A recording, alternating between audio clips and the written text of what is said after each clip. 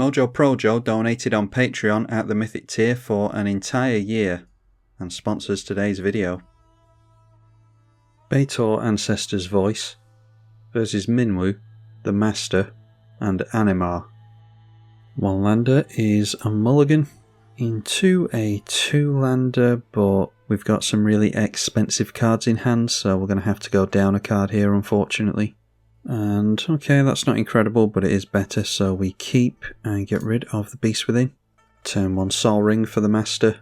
Ajani's Welcome, the life game player, getting started early. We drew into a land on this turn. Gravebreaker Lamia is on top of the library off the Surveil. I think that's fine to be reanimated at some point, so we'll throw that into the graveyard. World Shaper for the Sol Ring player. Another Soul Sister effect with a Soul Warden. And Speaker of the Heavens ready to start gaining advantage from that, so needs 7 or more life above the starting life total to start making angels. Hardened Scales for Animar, gets an additional plus counter. The Master is the first commander to hit play, gives himself the radiation counters, and should be swinging into the right with this to keep the life total down, but comes in at us for whatever reason. It's a May ability on this, so decides against going for the self-mill. Gains 2 life on the Adventurer's Inn, and can gain a life with lifelink on this, so yeah, the World Shaper not going in over there is going to allow an angel in on our opponent's side of the field. The Priest of Ancient Law, maybe he could have got up to the 47 life anyway, but I don't think so. Decides against swinging in with this. It does have Vigilance, remember, so he might as well have swung in there and gained another life. Just makes an angel straight away, gaining another 2 life to his Soul Sister effects. We managed to get into a Sol Ring as well, so let's go for the Sol Ring. And do we want to start gaining card draw with this? And then we can maybe go for... yeah, maybe should have thought of that beforehand, because we need double black for this. So let's just set up with Kami, which is what I assumed I was going to do this turn, and we can equip it with the Swiftfoot boots. But yeah, I think what I should have done there was gone for the Darkstar Augur doubled, because we could start losing life into maybe a Betor next turn. Maybe next turn we could still go for swinging in with this, dump a bunch of counters onto the Kami, seeing the effects of radiation for the first time. It mills a couple of lands, so keeps his radiation counters, and then World Shaper again swings in at us, decides to say yes on the self-mill this time. 2 more lands and a Swiftfoot boots. Aftermath Analyst, more self-mill and plenty of lands to reanimate. We see the back of Pelucranos, Avenger of Zendikar, and Sir Conrad. So he's got targets for the Master now, and decides on targeting the Avenger of Zendikar with only 3 lands in play. And Soul Warden likes seeing all these creatures. He's well north of 50 life now. Plays a Mariposa into the plant tokens, so they become 1/2s. And that means he can activate the Aftermath Analyst now, which will probably be a wise move. Accelerate ahead even further than he already has. And he does crack the Analyst, so he's about to make a bunch of landfall and accelerate way ahead. 4+ counters on the Avenger. So these are now 5/6s. Suture Priest is going to start having us lose life as well. And again, decides against swinging in with the Speaker. So he's lost out on 2 life with that so far. Makes another angel. A single white being held up here, so we'll just have to hope that a Swords or a Path doesn't come onto the Betor. A Sign in Blood, a good means, along with the Fetch and a Shockland. We're going to be able to reanimate this with Betor next turn, so let's get that down here. Swiftfoot boots onto our commander, and we'll just hope that Kami survives a turn cycle. Swing to the left and hope that Animar doesn't scoop on us, because we want to gain the 3 life here. And we'll go through to the end step to trigger our commander. And at the end step, it is 4+ counters onto this. That's 3+1 onto the Kami. Unfortunately can't go for this at instant speed, so like I said, just hope that Kami survives a turn. Bunch of colourless lands from Animar, because I'm guessing that it's a morph deck, but you still need to be able to get your commander in. Radiation again, and milling a land, as well as an Arcane Signet this time, so he's got 1 radiation counter left. Plays a land into the Avenger to put 6+ counters in total onto these. They will be 6/7s. See if he wants to go all in, swinging in towards us again. Ravenous Chupacabra, I bet, goes on to our Kami. I'd be going after the Angel Generator personally. But yep, goes on to Kami. Yep, turns everything in at us again. This guy's got real tunnel vision, so it's 6, 12, 18 and 24 damage to us. So we plummet down to 11 while everyone else is at around their starting life total and above. And he did self-mill, a Dreadhound, a land and Consecrated Sphinx, which I think's a game changer. So reanimates the Consecrated Sphinx as a 3-3. Hardcasts a Muldrotha. So the Sultai player is at 2 cards in hand, about to go up to 4 during the draw phase with Consecrated Sphinx.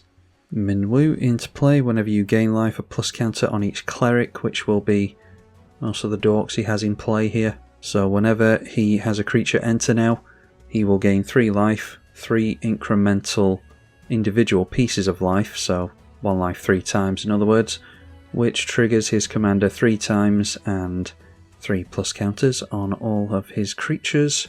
And then again, not making use of this vigilance. So when he makes an angel, it is more plus counters on all of his stuff. The angels swing in down the middle. We draw Consecrated Sphinx, a couple of cards. The Burning Rune Demon, we can entomb something into the graveyard already.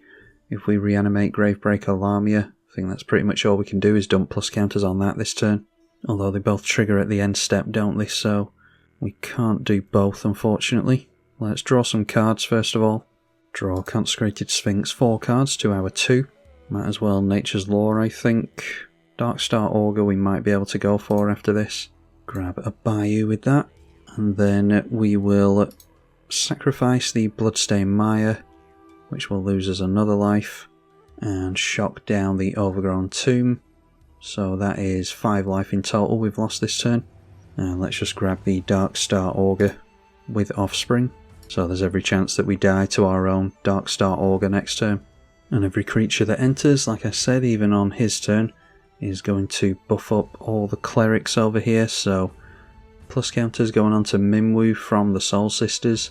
And then I want to swing straight through the middle. If they block with Consecrated Sphinx, that's fine, it's a 3-3. But they'll probably just take the damage. So Betor, we choose a creature for plus counters first. We'll just put that on the Darkstar Augur. Grab ourselves a life gain effect in Gravebreaker Lamia. That will tutor something into the bin as well, which will be of no relevance, I imagine. And I can't grab anything too scary into the bin here. There's every chance that we could get into some kind of Animate Dead effect or something like that. But the only thing we can really play around here is the fact that our opponent might not find us threatening enough to turn in sideways with everything, and therefore give us another turn. Timeless Witness has Eternalize, which isn't of any use at the moment, I don't think. I'd like to grab something like the Bloodthirsty Conqueror, simply to have our opponents lose life and we gain that much, but that's really going to paint a target on our forehead because it's part of a combo, even though that's not what we're aiming for at the moment. So maybe it's just something like Essence Warden. Another colourless land for the Teamer player. Allows him into Forsaken Monument, so it's clearly a colourless deck, but we're not really seeing the benefits of that. A Vampiric Tutor at the end step for the Sultai player. Casualties of War was milled by the final counter, and another land being played into the plants, so now we'll have 7 plus counters on them.